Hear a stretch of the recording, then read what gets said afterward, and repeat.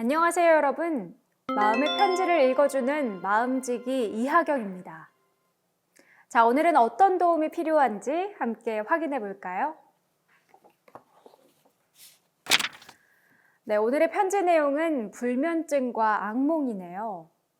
수면은 인생의 3분의 1을 차지할 만큼 우리 삶에서 차지하는 비중이 큽니다. 잠은 하루의 피로를 풀고 면역력을 높여주고 인지 기능과 정서 조절 기능도 원활하게 돌아갈 수 있도록 해주는 매우 중요한 활동입니다. 그러나 트라우마 사건에 노출된 후에는 많은 사람들이 잠들기 어렵거나 악몽을 꾸는 등의 수면 문제를 경험합니다. 이때 악몽은 사건을 그대로 재현한 것일 수도 있고 사건으로 인해 유발된 고통을 의미하는 다른 내용일 수도 있습니다. 후자의 경우 정서적 강렬함은 사건과 유사하지만 내용이 외상적 사건과는 다른 것으로 위장되기 때문에 피해자는 이유 없는 불안과 악몽에 시달렸다고 생각할 수 있습니다. PTSD 환자들의 약 50에서 70%가 악몽을 경험하는 것으로 보아 외상을 경험한 사람들에게 악몽은 고통스럽지만 일반적인 증상이라고도 볼 수 있습니다. 하지만 악몽으로 인해 수면의 질이 저하되면 일상 회복이 방해받을 수 있기 때문에 수면 문제를 감소시키는 데 도움이 되는 방법을 잘 숙지하는 것이 필요합니다. 건강한 수면 수칙만 잘 지켜도 어느 정도 호전될 수 있으므로 수면 수칙을 살펴보시기 바랍니다. 무엇보다 사건 전과 비슷한 생활 패턴을 유지하는 것이 중요할 수 있는데요. 이렇게 되면 트라우마로 인해 놀란 우리의 뇌가 원래대로 돌아오는 속도가 빨라질 수 있습니다. 자, 그럼 건강한 수면에 도움이 되는 것들을 알아볼까요? 첫째, 규칙적인 생체 리듬이 형성될 수 있도록 자고 일어나는 시간을 일정하게 유지합니다. 둘째, 낮잠은 가급적 피하고 자더라도 30분을 넘지 않도록 합니다. 셋째, 낮 동안 실외 활동을 하여 자연광을 쬐도록 합니다. 멜라토닌 분비가 정상화되어 숙면을 취하는 데 도움이 됩니다. 넷째, 취침 전 4시간에서 6시간 동안에는 커피, 녹차, 콜라 등의 카페인 섭취를 하지 않는 것이 좋습니다. 다섯째, 술과 담배는 잠드는 데 도움을 줄지는 몰라도 얕은 잠을 자게 하여 수면의 질을 방해합니다. 여섯째, 늦은 시간 과격한 운동은 신체를 각성시켜 숙면을 방해할 수 있습니다. 일곱째, 침실의 온도와 습도를 적절하게 유지하여 쾌적한 수면 환경을 만들어줍니다. 여덟째, 잠자리에서 전자기기를 사용하는 것은 정신활동을 증가시키고 멜라토닌 생성에 지장을 주어 숙면에 방해됩니다. 아홉째, 침대에서 20여 분이 지나도 잠을 자지 못하겠다면 침실을 나와 마음이 차분해지는 일이나 단순한 일을 하다가 다시 잠들기를 시도합니다. 열째, 이런저런 걱정 때문에 수면이 방해받는다면 메모지에 걱정거리를 간단히 적어두고 다음날 걱정 시간에 걱정하도록 미루어둡니다. 11째, 쉬이 잠들지 못하는 것을 너무 큰 재앙으로 생각하지는 마세요. 괜찮아, 곧 잠들 거야.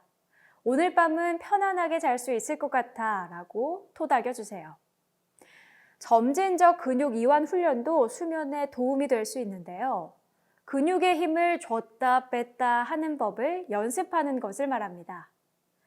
우리 몸은 스트레스 상황에서는 근육에 힘이 들어간 채 긴장하게 되고 편안한 상태에서는 자연스레 이완됩니다.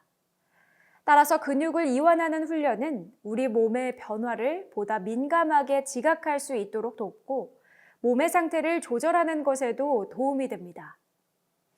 또한 몸과 마음이 긴장돼 있을 때 근육을 이완시킴으로써 스트레스를 완화하고 불면증을 개선시킬 수 있습니다. 자, 한번 같이 해볼까요? 5초 정도 힘을 주어 주먹을 꽉 쥐었다가 힘을 풀어보세요. 이때 근육에 힘이 들어갔다 빠지는 것을 느낄 수 있을 것입니다. 힘을 주었을 때 긴장되고 당겨지는 느낌을 알아차린 다음 이완했을 때 편안하고 느긋한 느낌에 집중하세요. 범위를 확대해서 얼굴, 목, 어깨에서부터 종아리, 발까지 각각 5초간 힘을 주었다가 10초간 푸는 시간을 가져보세요. 들숨에 힘을 주었다가 날숨에 이완합니다. 이완할 때 근육의 느낌이 어떻게 달라지는지에 집중해 보세요. 처음에는 부자연스럽고 어색하게 느껴질 수 있지만 의식적인 연습을 통해 익숙해지면 긴장 완화에 많은 도움이 되고 불면증과 기분 조절에도 효과적입니다. 악몽은 불쾌한 시각적 심상이나 괴로운 정서를 동반하고 잠을 깨게 하는 무서운 꿈이라고 정의할 수 있습니다. 어쩌다 한 번 악몽을 꿀 수는 있지만 한 달에 1회 이상의 빈번한 악몽은 문제가 될 수 있습니다. 또 악몽으로 인한 고통은 전반적인 정신 건강을 해칠 수도 있습니다. 주목할 만하게도 여러 전문가들에 따르면 악몽은 어렵고 힘든 경험을 소화해내려고 뇌가 노력한 결과일 수 있습니다. 여러 연구들은 경험한 사건을 직면하지 않고 회피하려는 성향, 즉 경험 회피가 강할수록 악몽을 더 많이 꾼다고 보고하고 있습니다. 또한 악몽을 자주 꾸는 사람이 경험한 트라우마 사건을 회피하지 않고 직면하는 노력을 자주 하면 악몽이 감소한다는 보고도 있습니다. 요컨대 트라우마적 경험을 잊어버리려고 노력하는 경우 악몽이 더 심해질 수 있습니다.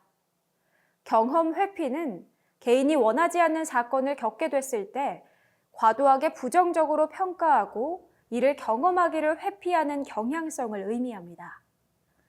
경험 회피는 심리적 고통을 일으키고 지속시키는 주요 기제라고 볼 수 있습니다. 경험 회피의 반대는 현재 경험에 대해 어떠한 판단이나 평가, 제거하거나 억압하려는 노력, 경험을 변화시키려는 시도를 하지 않고 그것을 있는 그대로 관찰하고 인정하는 것입니다. 앞서 살펴본 바와 같이 경험 인정은 악몽을 감소시켜 전반적인 회복과 적응을 촉진해 줄 수 있습니다. 소화하기 어려울 정도로 고통스러운 트라우마 사건이 악몽을 통해 재경험된다는 것. 어쩌면 이것이 이제 사건을 수용하고 정리하려는 용기가 생겼다는 우리 안의 목소리일 수도 있습니다. 물론 모든 이가 그런 것은 아닙니다. 악몽이 반복되어 수면의 질이 너무 심각하게 저하되고 계시다면 스마일 센터에 방문해서 좀 더 적극적으로 심리 상담을 받아보시기 바랍니다. 악몽에 대한 두려움을 줄이기 위해 악몽을 글이나 그림으로 표현하고 내용을 바꾸는 방법을 써볼 수도 있습니다. 한번 함께 해볼까요? 악몽을 자세하게 떠올릴 필요는 없습니다. 혹시 작업 중 불안해진다면 즉시 중단하고 모듈 2의 안정화 기법으로 돌아가세요. 종이 한 장의 그림이나 글로 악몽을 대충의 구도로만 표현한 다음 악몽의 내용을 재미있고 웃긴 꿈으로 바꾸어 봅니다. 그리고 새로운 종이에 다시 그림이나 글로 바꾼 꿈의 내용을 표현합니다. 처음에는 잘 안 될 수도 있습니다. 시도조차 못할 수도 있죠. 하지만 이 방법이 효과가 있었다고 보고하는 트라우마 피해자들이 다수 있으니 안정화 기법을 충분히 연습한 후에 시도해 보시면 어떨까요? 혹시 혼자 하기가 두려우시면 전문가를 찾아 함께 해보시기 바랍니다. 오늘 함께한 작업들은 어떠셨나요? 매일 밤 자기 전에 호흡 등 이완을 하면서 재미있고 웃긴 내용으로 바꾼 꿈 그림을 보거나 떠올리면서 잠자리에 들어보세요. 또 악몽을 꾸게 될까 걱정이 된다면 다음과 같은 말로 자신을 안심시켜 주세요. 잠들면 또 악몽을 꿀 거야. 혹은 여긴 집이고 집은 안전한 공간이야. 괜찮아. 라고요.